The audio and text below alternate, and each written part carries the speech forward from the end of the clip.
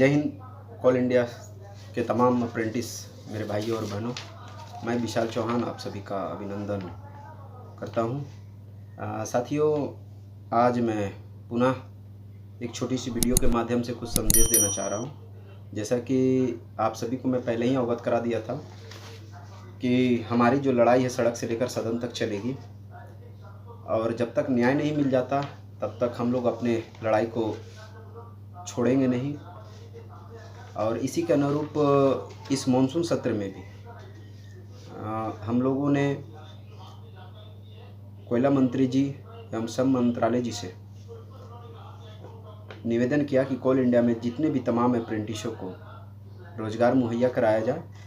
इसी कड़ी में कुछ उपलब्धि हमारे हाथ लगी है और राज्यसभा में हमारा जो मामला था उसे उपराष्ट्रपति के द्वारा एडमिट कर लिया गया है, जिसे हम सबको लिए बहुत बड़ी उपलब्धि और इसका श्रेय आप सबको और हमारे अभिभावक राज्यसभा सांसद कांग्रेस के धीरज प्रताप साहू जी को जाता है।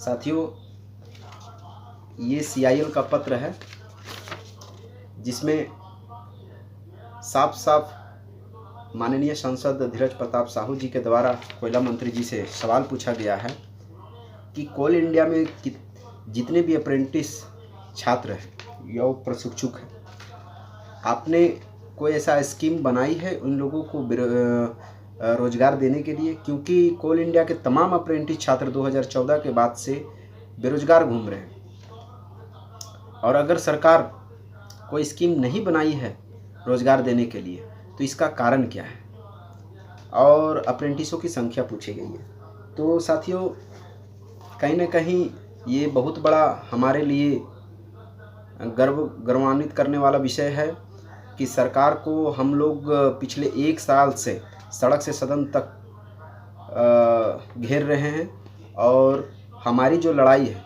विशाल चौहान जो लड़ाई लड़ रहा है वो केंद्रीय स्तरीय की लड़ाई लड़ रहा है, और मैं केंद्रीय स्तरीय की लड़ाई लड़ने में ही विश्वास करता हूँ। बाकी जितने भी हमारे भाई है वो सब सेक्रेटरी स्तर की लड़ाई लड़ रहे हैं, मैं उनको अप्रिशिएट करता हूँ और वे लगे रहें। मैं अपना काम दिल्ली स्तरीय के देख रहा हूँ, केंद्र स्तर का देख रहा हूँ, और मुझे पूरी कोल इंडिया के छात्रों के लिए लड़ रहा हूँ ताकि पूरी कोल इंडिया के छात्रों को न्याय मिल सके। मैं पार्टिकुलर मैं CCL से आता हूँ, मैं CCL की नहीं, मैं पूरी कोल इंडिया के में छात्र हैं उनको जल्द से जल्द न्याय मिले। साथियों, ये जो पत्र मुझे कल ही प्राप्त हुआ है, और इस पत्र में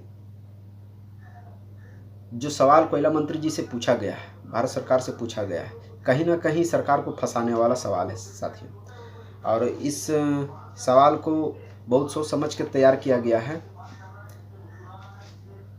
मैं बराबर आप सबसे निवेदन करता हूं कि हमारा संगठन जो लड़ाई लड़ रहा है, कृपया करके आप जितने भी अप्रेंटिस छात्र हैं उनका मनोबल बढ़ावें। और ये जो पत्र का जो जवाब है साथियों, ये 1 अगस्त को आएगा। माननीय कोयला मंत्री जी इस पत्र का जवाब 1 अगस्त को देंगे। अगर इस पत्र में लिखा गया 3 पॉइंट का जवाब कोयला मंत्री जी को देना है, अगर कोयला मंत्री जी के द्वारा सकारात्मक आश्वासन दिया गया तो कहीं ना कहीं ये हमारी कोल इंडिया की बहुत बड़ी उपलब्धि होगी, हमारे छात्रों की बहुत बड़ी उपलब्धि होगी, आप सबकी उपलब्धि होगी, क्योंकि आप लोगों के समर्थन और सहयोग के बदौलत ही मैं केंद्र की लड़ाई लड़ रहा हूं। और कोयला मंत्री जी से व्यक्तिगत हमारी मीटिंग वार्ता हो चुकी है। इस बार भी मैं प्रयत्न में था और अपॉइंटमेंट मिल चुका था, किसी कारणवश मैं नहीं जा पाया। निश्चित तौर पर मैं कुछ ही दिनों में जाऊंगा, लेकिन उससे पहले ही हमारे राज्यसभा में हमारा मामला उठ गया था, तो ये गौरवान्वित करने वाला विषय था। तो मैं समझा कि आप सबको के समक्ष रखना अनिवार्य होगा, क्योंकि मैं जो काम करता हूँ, अगर मेरे पास जो पत्र आता है, मैं विलम्ब ना करते हुए इसे तुरंत ग्रुप में भेज देता हूँ, और हमारा जो चैनल है उसके माध्यम से तमाम कोल इंडिया अप्रेंटिस साथियों को जानकारी मिल जाती है। 1 अगस्त का मुझे भी इंतज़ार रहेगा। आशा करता हूं कि कोयला मंत्री जी इस बार सकारात्मक जवाब दें, और कोयला मंत्री जी को कोल इंडिया के छात्र और मेरे द्वारा काफ़ी सवाल जवाब किया जा रहा है, अंततः इसी तरह अगर लड़ाई जारी रहा दोस्तों तो एक दिन ज़रूर कामयाबी मिलेगी।